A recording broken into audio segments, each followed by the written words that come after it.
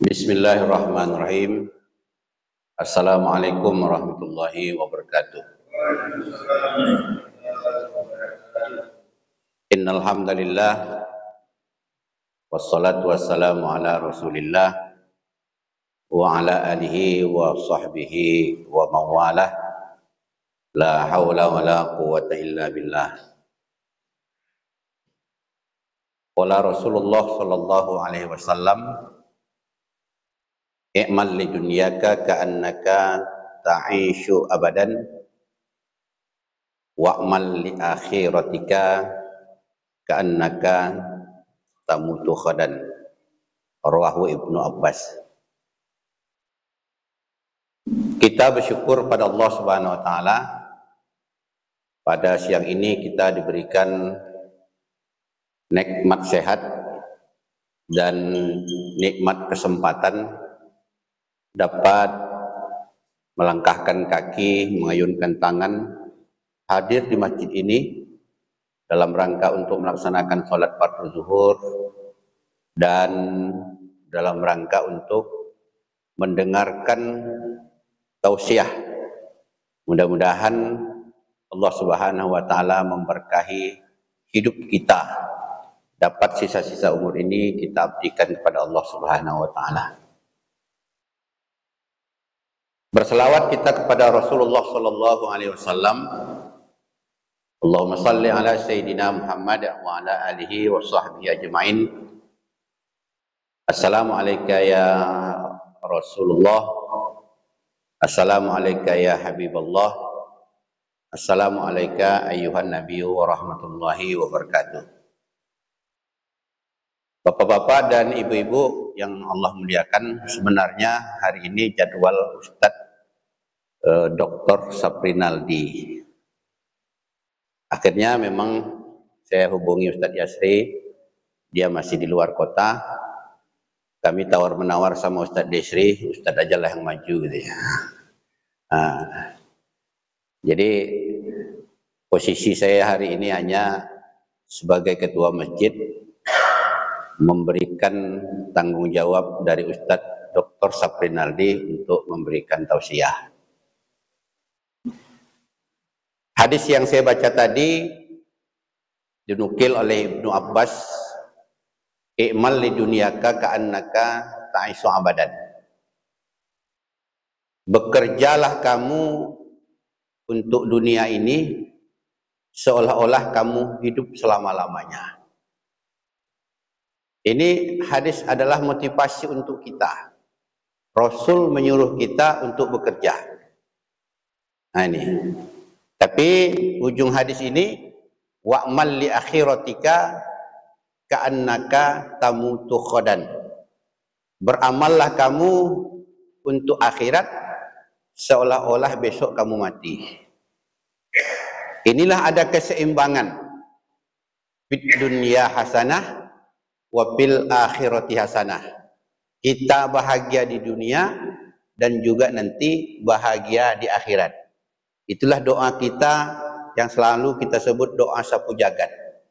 Rabbana, ya Tuhan kami, atina, berikan kepada kami fid dunya hasanah, sukses di dunia.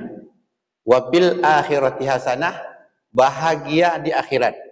Wa qina azabannar, hindarkan kami dari siksa api neraka. Maka beruntunglah kita dalam artian bahwa dunia kita dapatkan, juga akhirat kita dapatkan.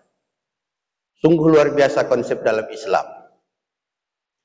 Maka dari itu, kita dalam kehidupan ini tidak ada istilahnya malas. Tidak ada istilahnya gengsi. Tidak ada istilah orang kita segan. Kan gitu ya? Kan ada begitu. Segan saya Pak Ustadz. Malas saya Pak Ustadz. Gengsi saya Pak Ustadz. Malu saya Pak Ustadz. Kalau itu benar, jangan. Nah, karena kata Rasulullah SAW dalam hadisnya bahwa 2/3 dari umatku itu adalah pekerja. 2/3 dari umatku itu adalah dalam bentuk pengusaha, dalam bentuk usaha. Apakah dia nanya berkebun, apakah dia nanti beternak, apakah dia bengkel, apakah dia nanti yang lain.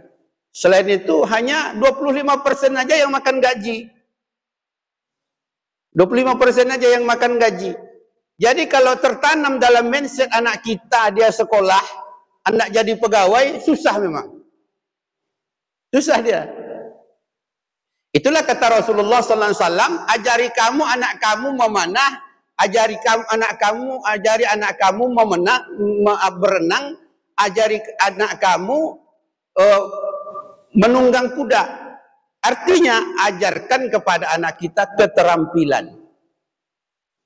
Saya lama tinggal di pulau. Hampir kawan saya itu sebelah kiri kanan depan belakang itu Cina. Anaknya taman SD aja, Pak. Tapi dari kecil diajarkannya bengkel. Buka sepeda, pasang sepeda, buka Honda, pasang Honda. Akhirnya apa? Dengan satu keterampilan saja bengkel, kaya dia. Akhirnya tak lama saya jumpa di Pekanbaru Jalan Nangka. Ada namanya situ toko kunci sukses. Pernah jumpa? Ya, kawan saya itu namanya Lemoy. Artinya apa? Satu saja usahanya. Tapi dia punya keterampilan. Dengan keterampilan itu dia siap. Kenapa? Memang Rasul mengajarkan begitu. 2/3 dari umatku itu adalah pekerja pengusaha. Hanya 25% saja dia menjadi pegawai. Jadi kalau kita ajarkan anak kita keterampilan, insya Allah dia sukses. Tapi kalau kita kejar yang 25% ini, bisa. Tapi peluangnya sedikit. Itulah akhirnya memang anak-anak kita itu banyak yang jadi pengangguran. Nah, jadi sarjana dia nganggur. Kenapa sarjana menganggur? Ya karena dia ikut PNS berapalah sekarang diterima. Tamatan saja sekarang berapa? UIN tamatannya 1000 setahun. UNRI 1000 setahun. Yang besar-besar aja lah. Lancang Kuning 1000 setahun. UIR 1000 setahun. Untuk Riau saja sekolah yang universitas yang besar ini sudah 4000 setahun. Diterima berapa? Diterima berapa lah, kan gitu. Belum lagi yang kecil-kecil nanti stay itu kan.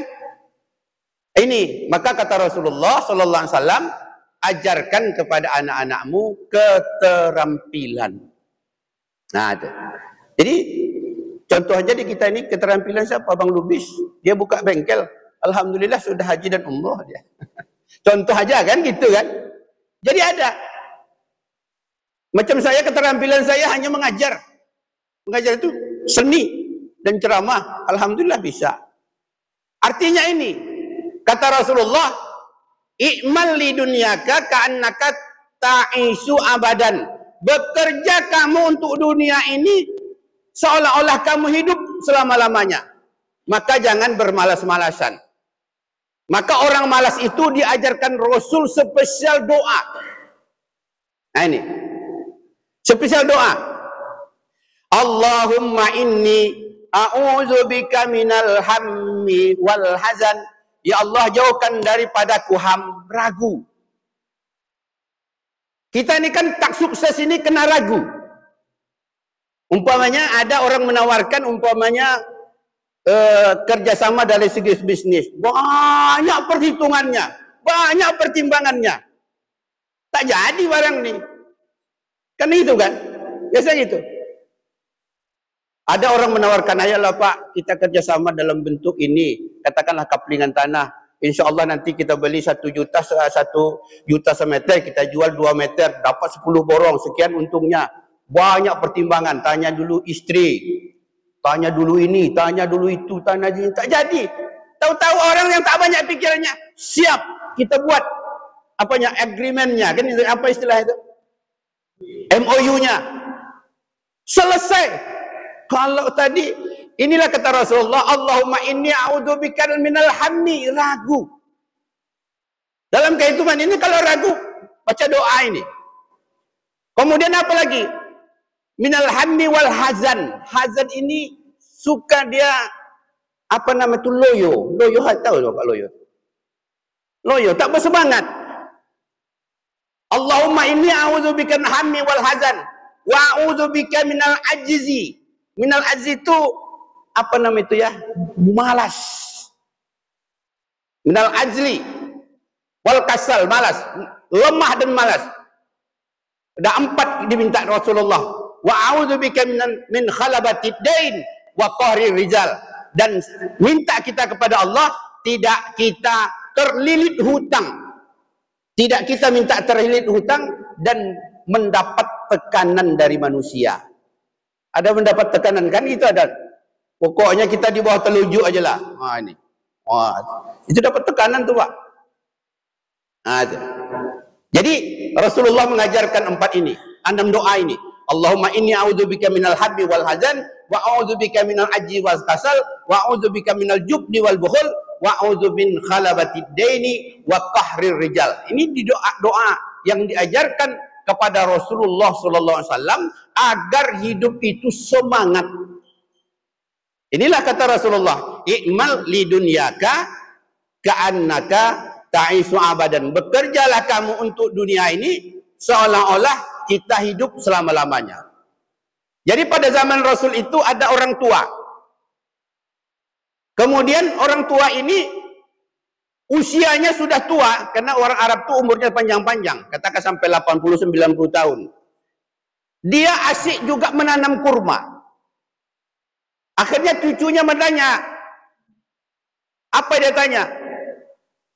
Kalau bahasa kita, kakek menanam ini untuk apa? Kakek nanam ini untuk apa? Kakek kan tak lama lagi umurnya. Udah hampir 80 tahun sekarang. Kata nenek, kata cucunya, kata apanya ini, kata kakeknya ini, saya tanam kurma ini bukan untuk aku, tapi untuk kamu. Wah, kayak gitu ya. Artinya begitu. Walaupun kita sudah tua, usaha tetap bukan untuk kita, tetapi untuk orang lain. Itulah disampaikan hadis Rasulullah, disampaikan bahwasanya orang yang menanam pohon itu adalah pahalanya besar, berlindung orang di bawahnya, mendapatkan pahala jariah. Kemudian buahnya dimakan burung, mendapatkan pahala jariah. Nanti dimakan orang, mendapatkan pahala jariah. Dari mana? Dari yang dia tanam. Maka dari itu, jangan kita, apa nama itu, untuk apa lagi saya, kan umur saya sudah begini. Itu sangat dilarang dalam Islam. Maka tetap kita i'mal lidunyaka ka'annaka ta'isu abadan. Beramallah kamu untuk dunia ini seolah-olah kamu hidup selama-lamanya. Dan jangan lupa bahwa apa yang kita dapat dari harta yang kita kejar di dunia ini, apa yang kita dapat dari kerja usaha kita di dunia ini, ada 4 hal yang kita keluarkan. Ada 4 yang kita keluarkan. Yang pertama kita keluarkan zakatnya. Yang kedua kita keluarkan sedekahnya. Yang ketiga kita keluarkan infaknya. Yang keempat kita keluarkan wakafnya. Nah, jangan-jangan salah-salah setelah kita sukses berusaha, ditumbuhkan Allah kebun sawit kita, ditumbuhkan Allah kebun kelapa kita, ditumbuhkan Allah kebun karet kita, Allah berikan kita rezeki, seolah-olah kita ambil semua untuk kita. Tidak. Tapi Allah katakan, ada 4 kewajiban kamu di dalamnya. Yang pertama kamu zakatkan. Dizakatkan itu minimal kalau dia dagangan itu 2,5%. 2,5% dari harta kita. Apabila itu nanti kita milik kita, kemudian dari harta kita itu umpamanya sampai 1 tahun, dari 1 tahun itu nanti sampai umpamanya haulnya jumlahnya, katakanlah itu 85 gram. 85 gram itu berapa duit itu Pak Ji?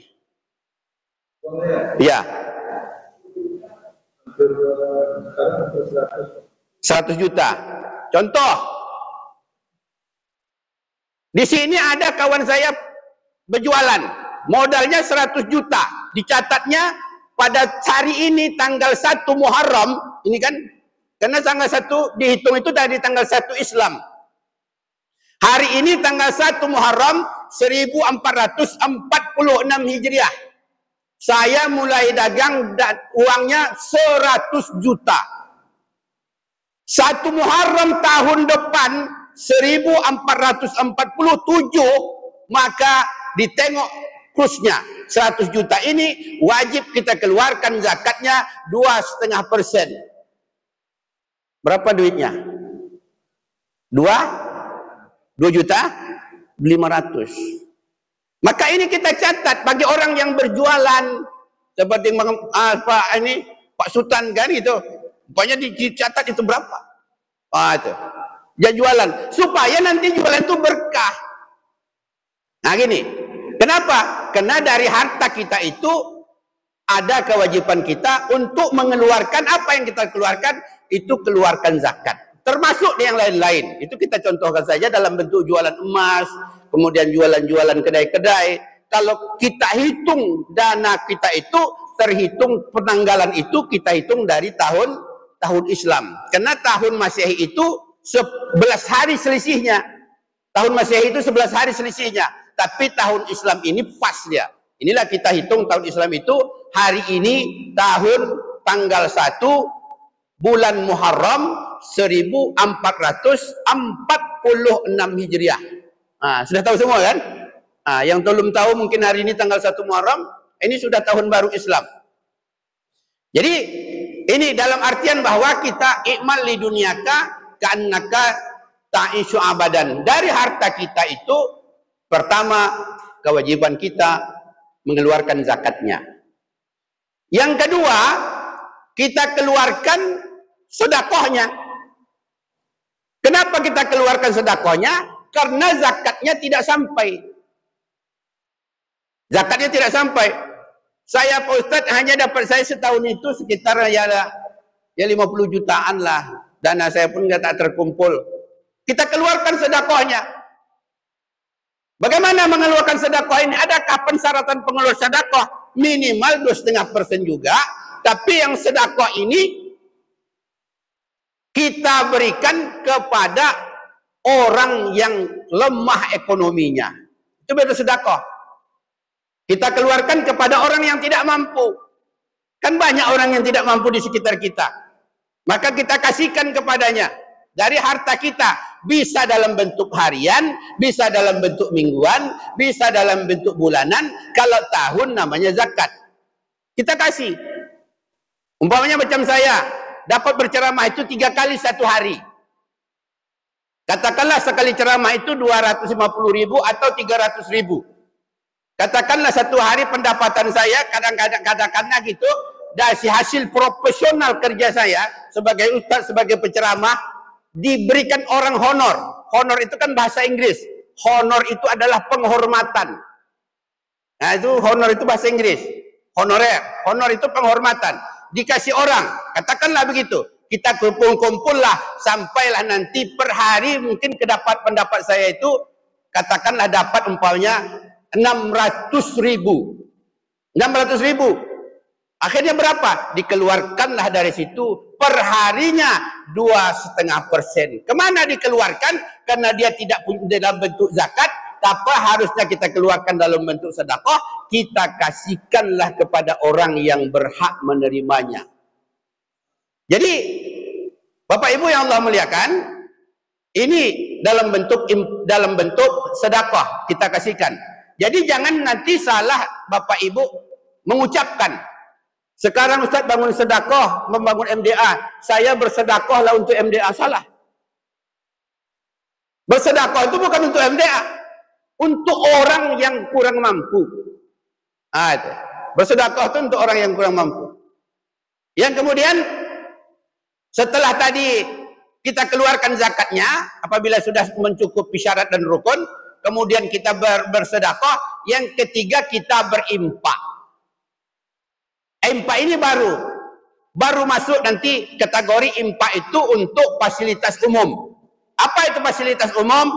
Untuk masjid, untuk MDA, untuk cor-cor jalan, untuk pos kamling, untuk apa lagi? Madrasah, untuk rumah tahfiz. Ini namanya baru impak. Diimpakkan. Saya berimpak untuk MDA. Nah, saya berimpak untuk MDA. Apa impaknya terserah. Ya. Kalau dalam bentuk nanti silakan apa dia berikan. Karena kita sekarang ini ya memberikan impak kepada khusus untuk masjid kita, akan kita alokasikan semuanya itu ke MDA. Dalam 6 bulan ini kita sosialisasikan semuanya, kita impakkan ke MDA. Kenapa itu impak? Karena impak itu beda dengan zakat, beda dengan sedekah.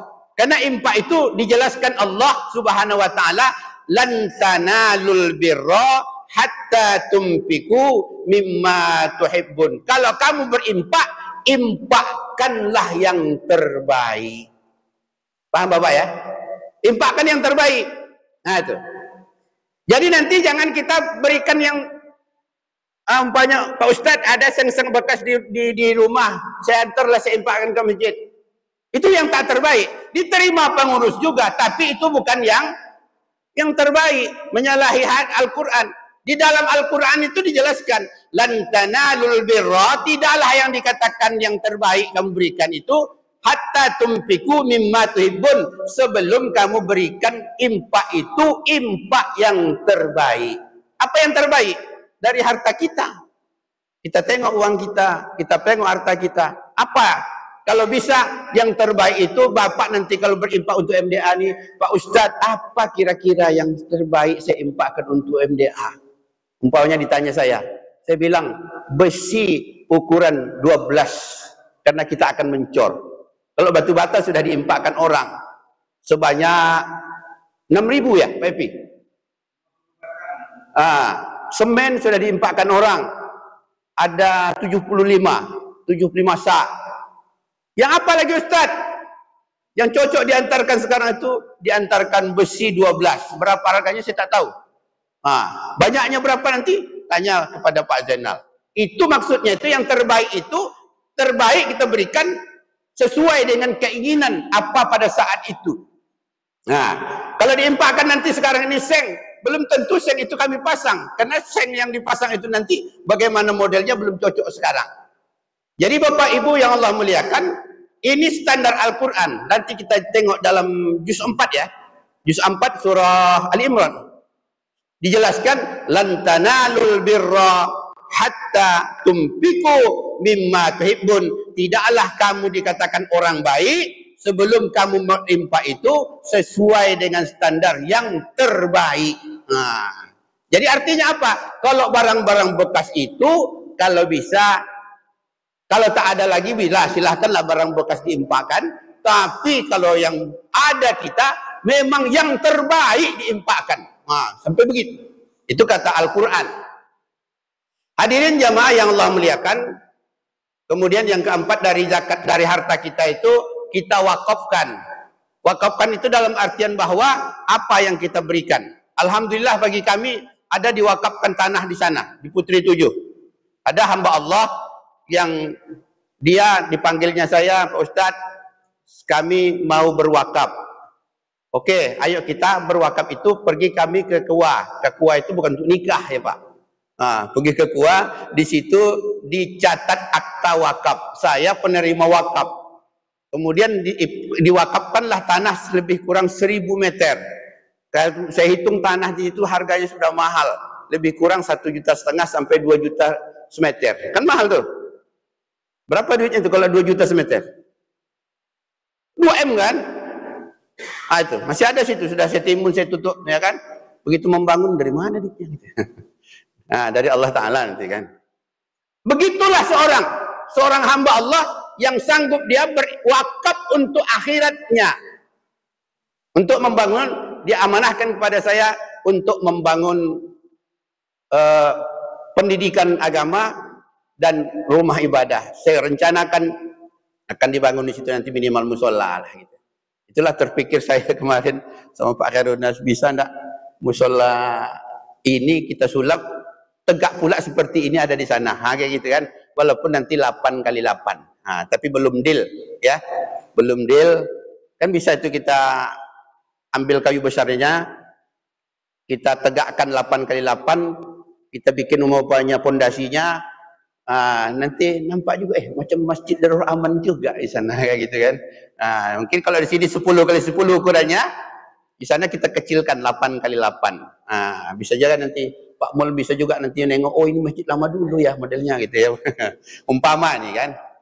Itu kalau umpama nih ya, kita berangan-angan dulu lah. Mudah-mudahan Allah kabulkan. Jadi Bapak Ibu yang Allah muliakan, inilah yang dikatakan tadi, wa'mal li akhiratika ka'annaka ta'ista tamutu ghadan. Beramal kamu untuk akhirat seolah-olah kamu mati. Apa maksudnya ini? Dari usaha kita tadi, kita sisakan untuk akhirat kita. Apa akhirat kita itu? Itulah yang kita bawa dari zakat kita tadi, itulah yang kita bawa dari sedekah kita, itulah yang kita bawa dari infak kita, itulah kita bawa dari dari amal jariah kita, termasuk dari wakaf kita, termasuk amal-amal ibadah kita seperti ini. Jadi Bapak Ibu yang Allah muliakan, mudah-mudahan Allah Subhanahu wa taala memberikan kepada kita kesehatan, Allah berikan kepada kita kekuatan, kita bisa beraktivitas, kemudian kita diistiqomahkan Allah Subhanahu wa taala bisa melaksanakan amal ibadah sebaik-baiknya sesuai dengan doa kita, fid dunya hasanah wa fil akhirati hasanah. Bahagia kita di dunia dan juga insyaallah bahagia kita di akhirat. Ini saja yang dapat kami sampaikan. Mohon maaf jika terdapat kekurangan dan kesalahan. Kami akhiri. Assalamualaikum warahmatullahi wabarakatuh.